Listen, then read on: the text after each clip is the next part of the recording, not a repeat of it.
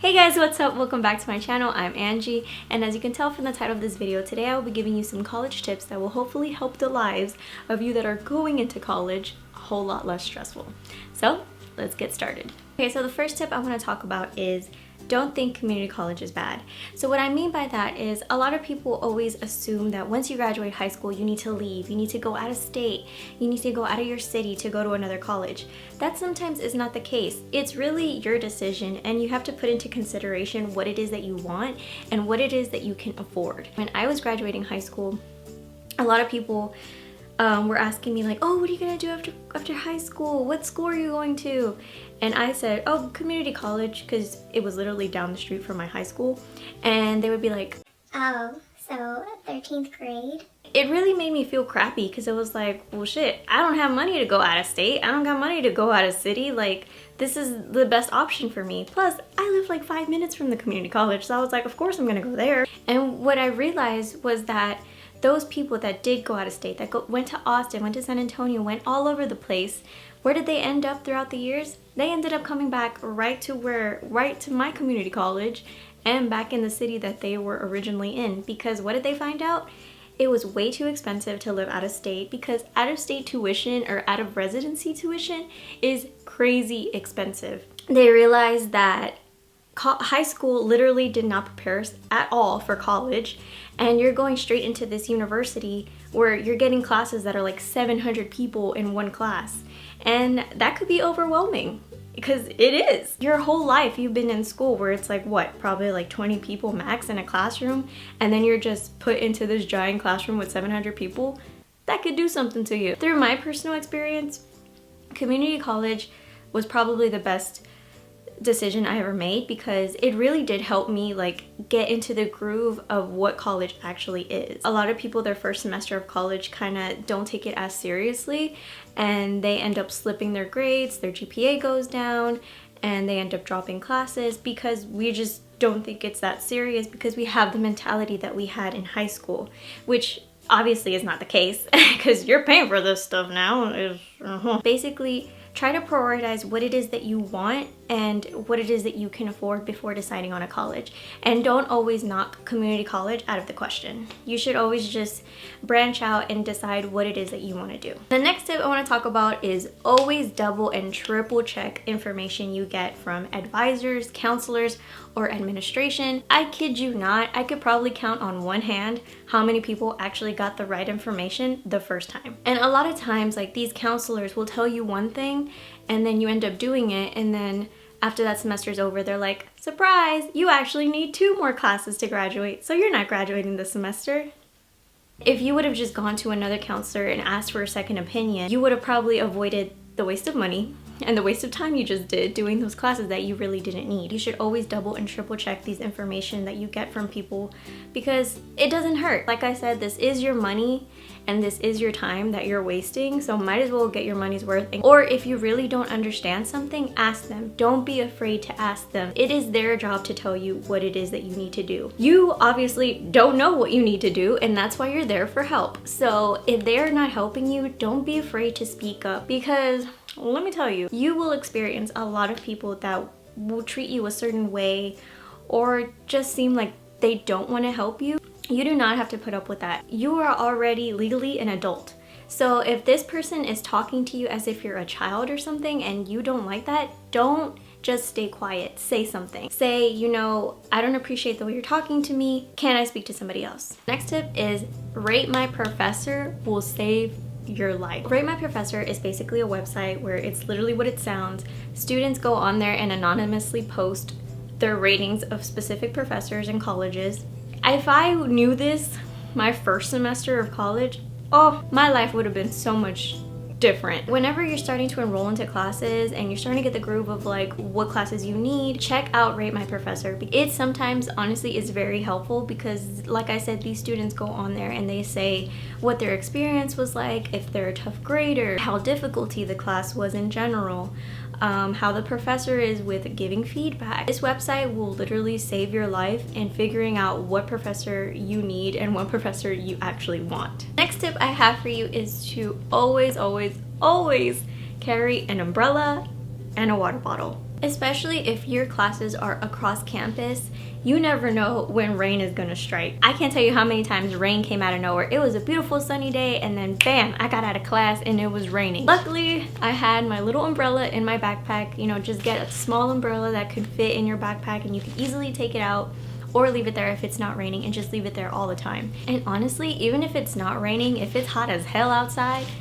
bust out your umbrella, because I did that one time. Oh my gosh, I was not sweating as much, my face was not as red, and I didn't look crazy coming into class. With water bottles, I feel like it's very important to stay hydrated when you are running across campus, when you only have 5 minutes to get to class that's on the other side of campus. A water bottle is always the best thing that you can take along with the umbrella, because you never know when a cough attack is gonna strike you in class, because you know how that is. But yeah, always carry these two things in your backpack. So my next tip is to branch out and join an organization and find out what exactly your school offers. If you join an organization, specifically if your major is very creative, or in general, if it's a business major, it will be a great opportunity to network and meet a whole lot more people, and probably make your college life a whole lot more enjoyable. A lot of times these organizations has great opportunities such as internships, or because you know this person, that person know that one, and then you'll end up getting a job after college. You know, joining organizations is probably the best thing you can do in college to kind of take your mind off of studying and just everything of actually what it is being in college, and give you something more fun to do on your spare time. Also, like I said, figure out what exactly your school offers, because I'm a senior right now in my college and I barely found out that we have dental. So they offer cleaning, whitening, braces, Invisalign, and I didn't even know that. There's probably so many things that your college offers that you didn't even know about. Again, like I said about the dental, I also found out that we have a recording studio in the library. Why? I don't know. And I'm a senior, so imagine how much you would do if you found out your freshman year everything that college actually offers. My next tip is to be safe and be aware of your surroundings, especially if you're going to a public university or a public college. Anybody can just walk in, and there's no telling who's a student or who's not, because in college there's all kinds of people from all kinds of ages. So don't walk around on your phone all the time. Kind of put it away while you're walking to different places, especially across campus, because you need to be aware of who's around you, or if someone's following you, you will recognize that that person's been following you. Otherwise, if you're on your phone, you wouldn't even know. Especially if you're going to college parties, please be careful. Try to go with a friend and have one of you only drink at a time. It's always better to just have somebody sober and aware and to take care of y'all if something does happen. And do not, I repeat, do not forget your cup. Do not leave your open cup or your open beverage out in the open. If you are going to the restroom, you take that cup with you and don't you leave it out of your sight. Open your own bottles. Do not let anybody else bring you a drink. Just please be careful. Also, with being safe and being aware is that I know it's college. I know you think that guy's hot and you want to hook up with him. There's nothing wrong with that. If you want to hook up with somebody, just please remember to be safe and practice safe sex. There's a lot of people in college and you don't know what it is that they can have. Just remember to please practice safe sex. The next tip I want to talk about is making friends in college. So making friends in college is tricky. And what I mean by that is that sometimes you do want to approach people and you do try to make an effort, you know, like let's try to be friends. And sometimes you do get rejected, and that's okay. But you know what? That's college. Odds are you're probably never gonna see that person after this class anyway. It is good to just kind of like put yourself out there and try to make friends with people, which goes back to the other tip I said. If you join an organization, and it would be a lot easier to meet people because you're confined in this organization, so you kind of have no choice. But also, like, you probably meet a lot of people that you have a lot of things in common with, and then you could become friends. And you also have those weird college friends. Let me explain. What I call weird college friends is those friends that you only have in that one specific class, but yet you've never talked to them any other time. So those friends typically fall in these categories. Do you talk to them outside of class? No. Do you talk to them about anything other than what's going on in class? No. Have you ever asked them to hang out outside of class? No. And the fourth one, which I find the most hilarious, is that you've talked to this person the entire semester, but you still don't know their name, and it's too awkward and too far into the semester to ask them what their name is, so you just continue to refer to them as, hey girl, or what's up man? Yes, Those friends, and again, there's nothing wrong with having those friends. They're obviously probably one of the most helpful friends you have in college because it's someone you have in class, so you can ask them what's going on with homework or what's going on in this class. But those friends, like I said, you don't really continue talking to them outside of class. And it's kind of sad. I feel like we should try to do that just because we already know that person, but for some reason we just don't. So if you do end up liking this person in this class, you know, reach out to them. Go ahead and text them. The worst thing they can do is you text them and then they just leave you on read and then never talk to you ever again. So then you start questioning if you really did see this as a friendship. It happens, you know, rejection is fine, and you just kind of learn to accept rejection, and you'll end up finding friends who actually are your friends. And you probably might find lifelong friends after college. Like I said, making friends in college is really tricky, and you just kind of have to learn to put yourself out there and be okay with rejection and branching out and meeting new people. So my next tip is probably one that you say you're gonna do but you never do, but you really should. Apply for scholarship. I can't tell you how many times I've also thought, what's the point in applying? I'm not gonna get it. Odds are everybody's thinking that way, so then nobody applies for that scholarship. And what happens to that money? That money gets thrown away and gives it to nobody. There is scholarships literally for anything. I've found some scholarships if you're a short, if you're female, if you have black hair, if you have brown hair, if you have blue eyes. There's literally so many scholarships out there, and you just have to seek out and actually apply. And I actually started applying for scholarships because I thought, you know what, what's the worst thing that can happen is that I don't get it. But probably because of all those people that have the mentality of I'm not gonna apply, I'm not gonna get it, I got awarded those scholarships. That helped me so much in college because it was one less thing I had to deal with, or one less thing I had to worry about. So always apply for scholarships. Again, the worst thing that can happen is they say no. And I know a lot of you probably like, I don't want to write the essay. There are scholarships that are literally so easy. So when it comes to scholarships, the best thing you can do is just search and look up anywhere for the scholarships that you want to apply for. There are some scholarships that require like 5-page essays, transcripts, volunteer work. And if you want to apply for those, because odds are, since it's so much work, not a lot of people apply for those. And there's other scholarships that are literally so easy, that's put your name, put your major, and write 200 words on how this scholarship will impact you, and that's literally it. So don't be afraid to apply for scholarships. The worst thing that can happen is you just don't get it. So my next tip is, I can't tell you how to study, only you can. And probably y'all are thinking, well, that's a stupid tip. What the heck do I need that for? What I mean by that is that when you go into college, you have this mentality where you're thinking, oh, I have to study this way, or oh, Susan said she studies like this, so I'm gonna study like that. That's probably the worst idea you could ever have, because what may work for Susan may not work for you. The best tip when it comes to studying is experiment.